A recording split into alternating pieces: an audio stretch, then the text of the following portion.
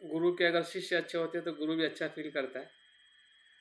और आप लोगों के रिपोर्टिंग से बहुत कुछ समझ में आ रहा है कि आपका आध्यात्मिक जीवन अ, गहराई में, और हम कह सकते हैं कि एक जिस सुचारू रूप से चलना चाहिए उस तरफ आप प्रयास कर रहे हैं। कल्याण मित्रता का एक प्रकार से अनुभव है। अगर कल्याण का मतलब ही है कि सुख का आनंद लेना, निर्वाण का आनंद लेना, कुशल कर्म का आनंद लेना ही कल्याण मित्रता है।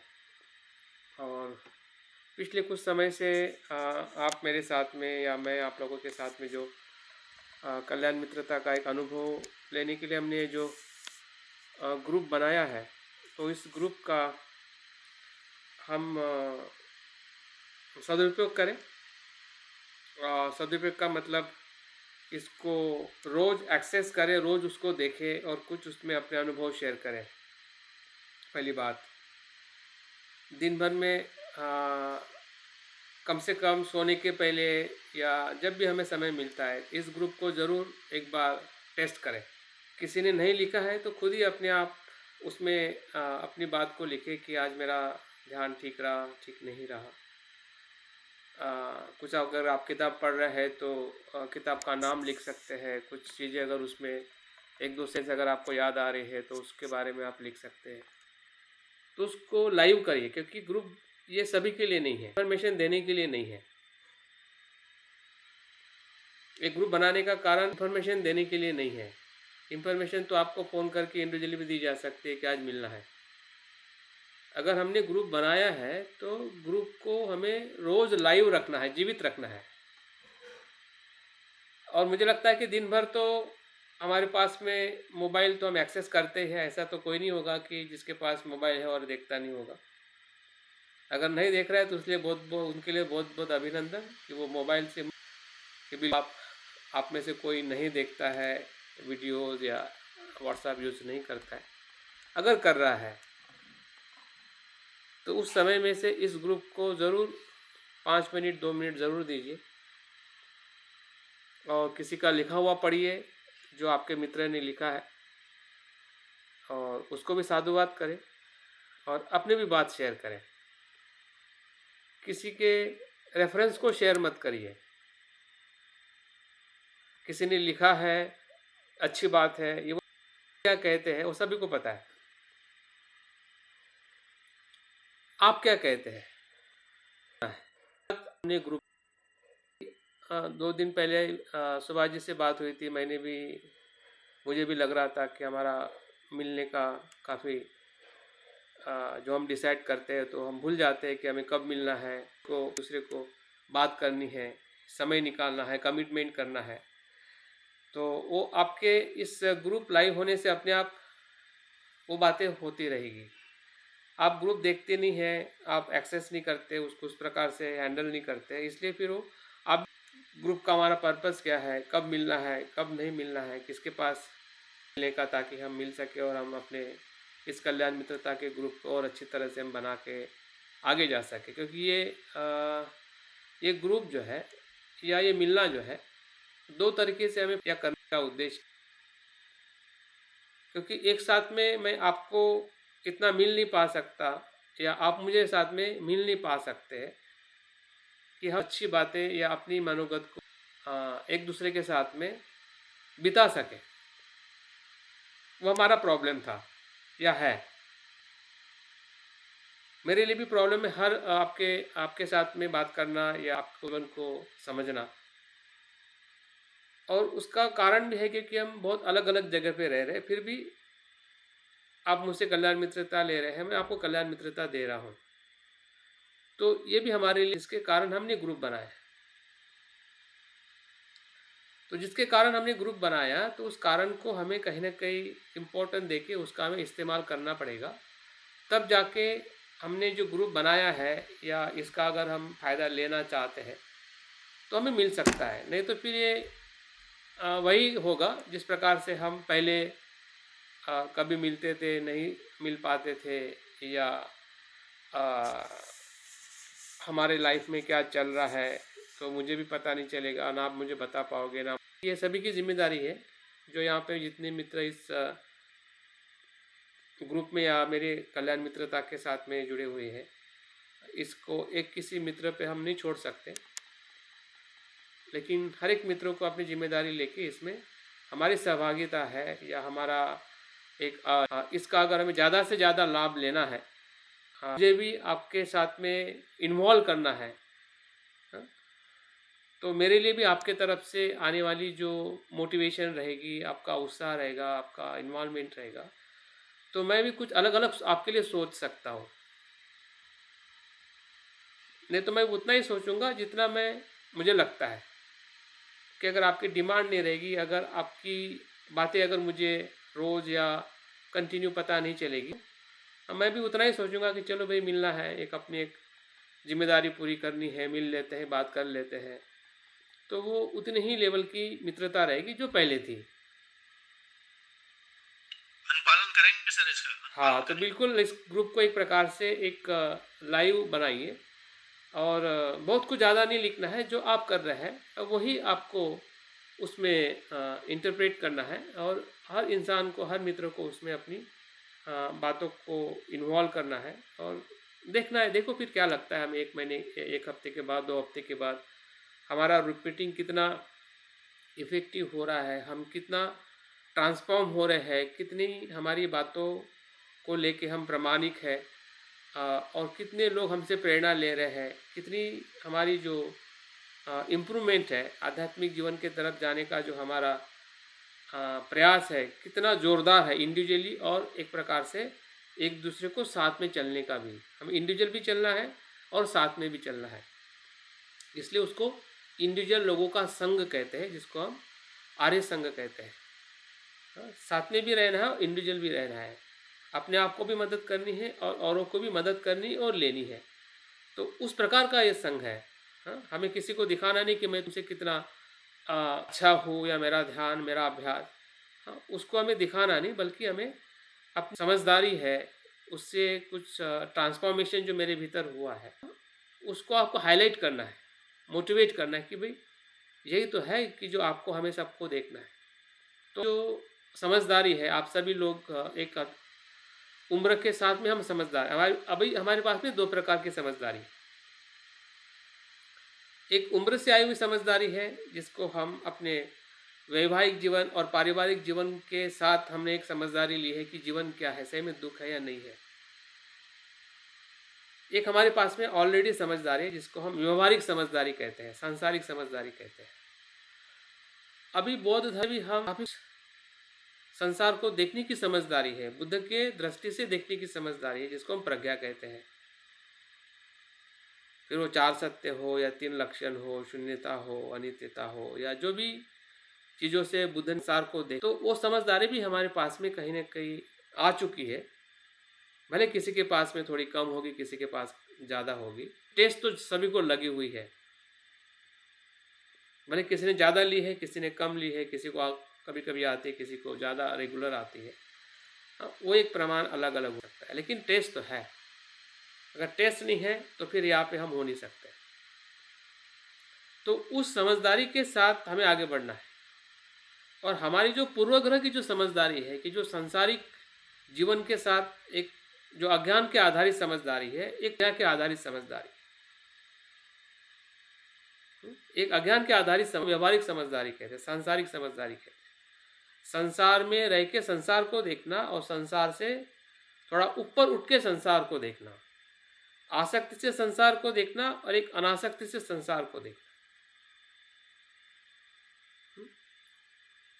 तो आसक्ति से संसार को जब हम देखते हैं तो उसमें भी अच्छाई होती है, लेकिन वो अच्छाई बंधनकारक होती है, वो आपको मुक्त करने वाली नहीं होती है, क्योंकि वो अज्ञान के आधार पर हमने समझदारी को निर्माण किया है कि हम अच्छे व्यक्ति, अच्छा परिवार है, अच्छे से हम काम कर रहे हैं, नीति नियमों से चल रहे हैं। हाँ?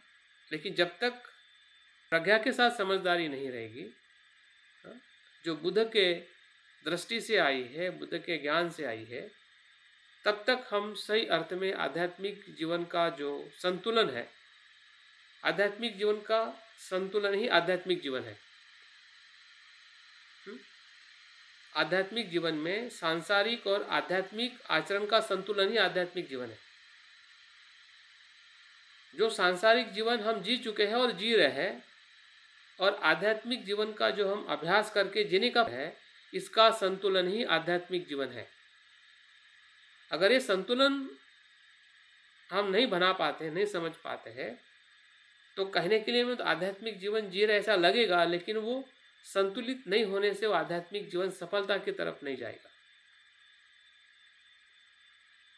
वो भ्रम रहेगा कि हम सफलता की तरफ जा रहे हैं, लेकिन हम सफलता की तरफ नहीं जा पाएंगे, क्योंकि वहाँ पे नहीं दिखाई दे रहा है। और मुझे आप लोगों की रिपोर्टिंग से इसका अनुभव हुआ है कि कहीं ना कहीं वो संतुलन आप में आप देख पा रहे हैं। अगर देख पा रहे हैं, पा रहा हूँ, तो समझ जाओ कि हमारी सही कल्याण मित्रता है। कल्याण मित्रता, बुद्ध कहते हैं, संसार में से निर्वाण की तरफ ले जाने वाला मित्र ही कल्याण मित्र है। बुद्ध क्या कहते हैं? कल्याण मित्रता क्या है? कि जो संसार से आसक्ति से मुक्त करने के लिए जरूरत कर लेते हैं, वही कल्याण मित्रता है। जो भंते के माध्यम से हमें संघ में मिली है, और हम इस ऑनलाइन ग्रुप के माध्यम से हम समझने का प्रयास कर रहे हैं पिछले कुछ समय से, तो कहीं ना कहीं इस कल्याण मित्रता को थोड़ा और गहराई से लेने का और समझने का प्रयास करें। और आज मैं दो बातों पे खास आप लोगों का ध्यान आकर्षित करना चाहूँगा। आध्यात्मिक जीवन में या कल्याण मित्रता में क्या तत्व होता है, किस बात की कल्याण मित्रता होती है। जब हम कहते हैं कि हमें निर्वाण की तरफ ले जाने वाला मार्ग ही कल्याण मित्रता है, तो उसमें चार बातों का हमें ध्यान रखना है, और उसमें से दो बातें मैं से समझने का या समझाने का प्रयास करूंगा, और आप भी उसको अपने जीवन में देख सकते हैं। इसके बारे में हमने कुछ बातें पहले भी की है, आपको भी पता है। कि पहली बात यह है कि हमारी कल्याण मित्रता जो है विश्वास के आधार पर होनी चाहिए, स्पष्ट विश्वास। स्पष्ट विश्वास किस पर? बुद्ध धम्म संघ पर, या हमारे बुद्ध होने की क्षमता पर। जितना विश्वास मुझे है मेरे पे, उतना ही विश्वास मुझे है आप पर। जितना विश्वास आपको आप पर है, उतना ही विश्वास है मुझ पर। और ये सभी विश्वास का स्रोत है बुद्ध धम्म संघ। ये कहाँ से आया है विश्वास? मुझ में ये विश्वास कहाँ से आया है कि मैं बुद्ध बन सकता हूँ? आपको ये विश्वास कहाँ से आया है? दोनों का है, जिसे हम त्रिशरण कहते हैं, या त्रिरत्न कहते हैं, या शरणगमन कहते हैं। इसमें हमारी अस्पष्टता नहीं होनी है। इसमें पूरी तरह से हम स्पष्ट होने कि भाई हम क्यों मिल रहे हैं, या हमारी मित्रता का आधार क्या है। और इस बात पे जितनी बात की जाए, जो हमें शरणगमन के बारे में भी हमने बहुत कुछ, फिर वो हमारा परिणाम कारक शरणगमन हो, सत्य शरणगमन हो, हम सभी को पता है। अगर हमने अभ्यास किया है, नहीं किया है, तो फिर से इसके ऊपर आप लोग चिंतन या चर्चा कर सकते हैं। तो जो बात जो है कि जिससे हमारी कल्याण मित्रता मजबूत हो सकती है, ये सकते हैं। अभी हो सकती है क्योंकि दोनों का भी आधार एक है, और कर सकती है मतलब हमें प्रयास करना। अभी प्रयास कैसे? कि बुद्ध धम्म संघ के प्रति अगर हमें कुछ शंका है, तो उसके बारे में हमें अपनी शंकाओं को पहचानना पड़ेगा कि बुद्ध के बारे में मुझे कुछ शंका है क्या, धम्म के बारे में मुझे कुछ शंका है क्या। मुझे कुछ शंका का मतलब उस प्रकार की शंका नहीं, लेकिन अस्पष्टता, अनक्लियरिटी, या कुछ बातों का हमें पूरी तरह से ख्याल धम्म संघ को लेकर। भले हम इतने समय से पढ़ रहे, सुन रहे हैं, लेकिन फिर भी कहीं ना कहीं हमें जब अपने जीवन को देखते हैं और लोगों को भी देखते हैं, तो हमें लगता है कि यार ये कैसे हो सकता है, हो सकना बात की बात है, लेकिन उसके पहले विश्वास हम होंगे, वो तो उसका लंबा समय है बुद्ध होने का। लेकिन विश्वास का कोई समय नहीं। विश्वास तो अभी आपको रखना पड़ेगा कि हम हो सकते हैं। विश्वास के लिए हम ज़्यादा वेट नहीं कर सकते। जितना वेट करोगे जिसका मतलब हम अस्पष्ट है। भी कब बनेंगे उसके लिए समय लंबा हो सकता है, लेकिन विश्वास उस पर रखना कि मैं हो सकता हूँ, वो मुझ में क्षमता है, क्योंकि वो क्षमता मुझे बुद्ध में मैंने देखी है। और उसका मार्ग है, और उस मार्ग पर चलने वाले लाखों लाखों लोग हैं कि जो मेरे पहले चले हैं। मैं कोई पहला और आखिरी इंसान नहीं हूँ। और मुझे लग रहा है कि यही मेरे लिए जब हम अपने सांसारिक दुख को और आध्यात्मिक मार्ग का संतुलन बनाते हैं, तो धीरे धीरे हमारा विश्वास बढ़ने लगता है। हमें संसार में दुख के जगह पे सुख के जगह पे दुख लगने लगता है, और निर्वाण में सुख ही सुख दिखने लगता है। और इसको समझना ही मतलब आध्यात्मिक संतुलन था। तभी हमारा गहरा विश्वास बुद्ध धम्म संघ के प्रति होता है, और तभी हमारी कल्याण मित्रता लेने के लिए आपकी उत्सुकता बढ़ सकती है, और मेरी भी उत्सुकता बढ़ सकती है आपको देने की। जिसको बोलते हैं ना कि श्रद्धा एक प्रकार से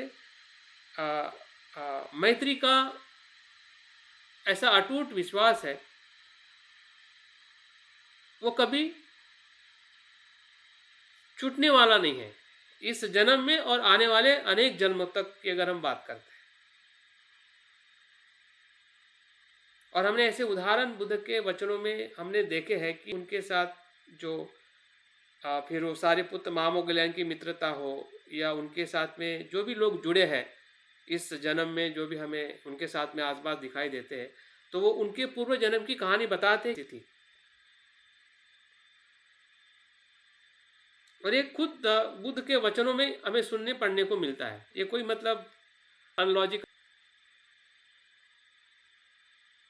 आज जो कुछ भी हम साथ में हैं, ये कोई मतलब साथ में आना ऐसे ही नहीं है कि हम साथ में आ गए और हम बात कर रहे हैं। इसमें बहुत कुछ ऐसे गहरे अनुभव, हमारी मित्रता है या हमारी बुद्ध के प्रति जो श्रद्धा है, विश्वास है, जो हम यहाँ इस जानने की कोशिश कर रहे हैं, की शुरुआत अभी नहीं है, अनंत काल से है, और अनंत काल तक रहने वाली, जब तक हम श्रोता पढ़ने से अनंत नहीं होंगे। इसलिए हमें चिंता करने की जरूरत नहीं, हम मिलेंगे कि नहीं मिलेंगे, जरूर मिलेंगे।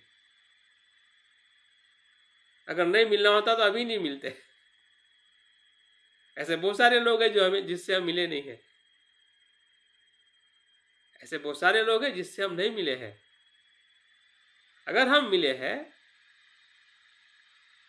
तो उसकी वो संभावना जरूर है कि हम बाद में फिर से मिलते रहेंगे, लेकिन उसी पे निर्धारित होगा कि हम अपने विश्वास को या हमारी श्रद्धा को हम कितनी अधिक गहराई में हम एहसास करते हैं और एहसास कराते हैं एक दूसरे को, तब वो रिलेशन बनेगा।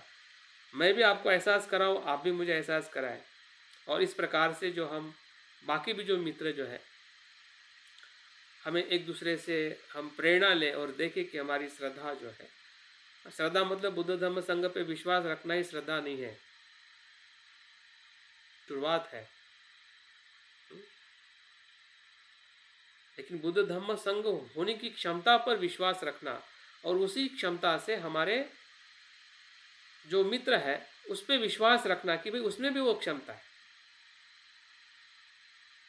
और हर एक मनुष्य में वो क्षमता है जहाँ से हमारी मित्रता वैश्विक स्तर पे, जिसको हम करुणा कंपेशन कहते हैं, उस स्तर तक हो जा सकती है। लेकिन अगर हमें इतना ही अनुभव नहीं होगा कि मुझ में और आप में है, तो विश्व की तरफ कैसे जाएगा? मुझे आप पे विश्वास नहीं, आपको मुझे विश्वास नहीं है, तो बाकी लोगों पे कैसा विश्वास आएगा कि उसमें भी वो चीज़ है? कुछ तो हमारे पास अनुभव होना चाहिए ना। तो ये पहला प्रिंसिपल है जिसके बारे में हम जितना सोचे समझे या उसको गहराई से देखें, तो हमारा जो विश्वास का मतलब क्या है, हाँ, हमारे बीच में बुद्ध धम्म संघ के प्रति जो हमारी स्पष्टता है या बुद्धत्व प्राप्त करने की जो क्षमता है, जिसे हम बीज कहते हैं, हाँ, या बुद्धा नेचर कहते हैं, बुद्ध स्वभाव कहते हैं, उसके संपर्क में आना ही श्रद्धा है। भले हम बाहर से, व्यवहार से, आचरण से काफ़ी अप डाउन्स हो सकते हैं, फिर भी हमें विश्वास होना चाहिए कि नहीं, ये चीज़ तो उसमें है और उस चीज़ के साथ में मुझे उसके साथ में जुड़ना है, उसको मदद करनी है, उससे मुझे मदद लेनी है। जैसे बोलते हैं दोस्ती में कुछ भी हो जाता है, हम दोस्ती छोड़ते नहीं है। पति पत्नी के संबंध में कितने भी दरारें, तकरारें और खटास मिठास होती है, फिर भी वो संबंध एक सामाजिक बंधन और एक भय भी कह सकते हैं और हमारी ज़रूरत भी कह सकते हैं, हमारी तृष्णा भी कह सकते हैं, जिसके कारण हम बंधे हुए हैं। लेकिन ये बंधन जो है मित्रता का, ये मुक्ति का मार्ग है। वो बंधन जो है वो संसार में बार बार आने का कारण। मन वहाँ पे भी श्रद्धावान होता है, जिसे हम इच्छा, तृष्णा और अज्ञान कहते हैं। मन यहाँ पे भी श्रद्धावान होता है, जिसमें स्पष्टता होती है, प्रज्ञा होती है और संसार से मुक्त होने का जो मार्ग है, उस मार्ग पर चलने का हमें उत्साह होता है या एक दूसरे को हम मदद करते हैं। तो ये पहली बात है कि श्रद्धा को हमने खास समझना है, पहचानना है। दूसरी जो बात जो है, जब श्रद्धा आती है वहाँ पे ओपननेस आती है, खुलापन।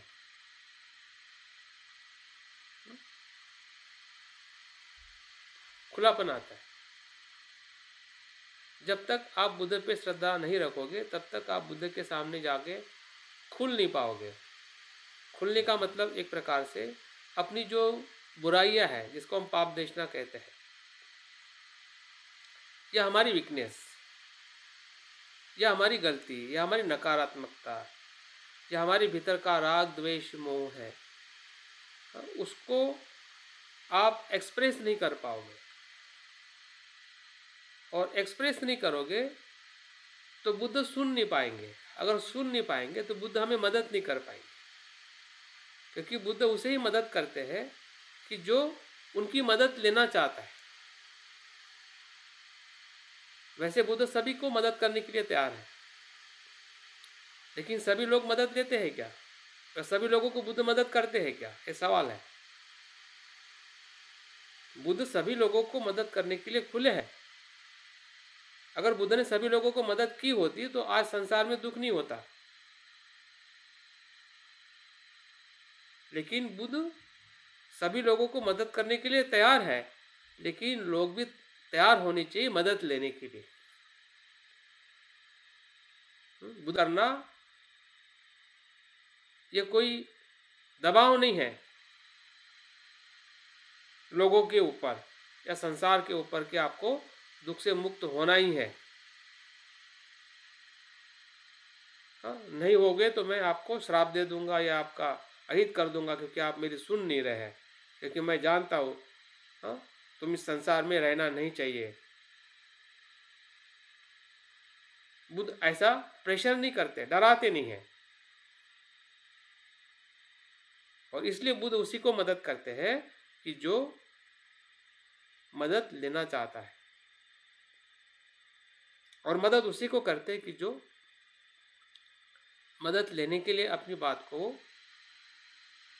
एक्सप्रेस करता है। दुख से घबराकर मैं बुद्ध की शरण जाता हूँ।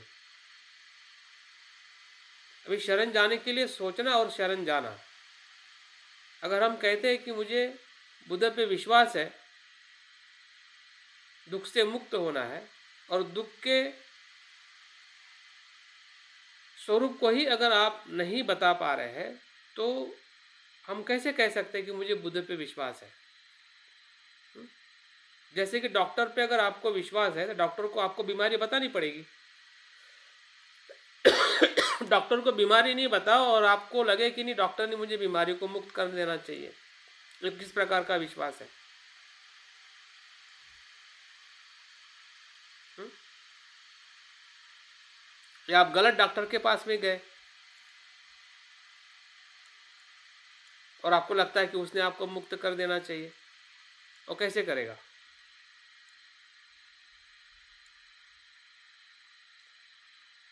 लेकिन सही डॉक्टर भी मदद नहीं करेगा अगर आप आपकी समस्या को खुलकर बताओगे नहीं।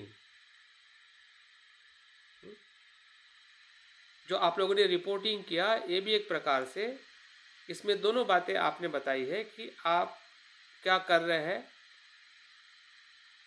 जो अच्छा है और जो क्या हो रहा है कि जो बुरा है।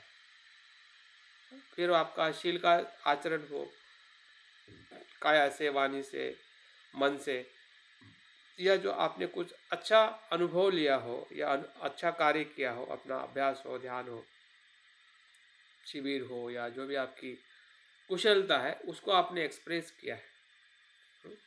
यहाँ पे जो बुराई है वो पाप देशना है, जो आपकी अच्छाई है वो पुण्यानुमोदन है।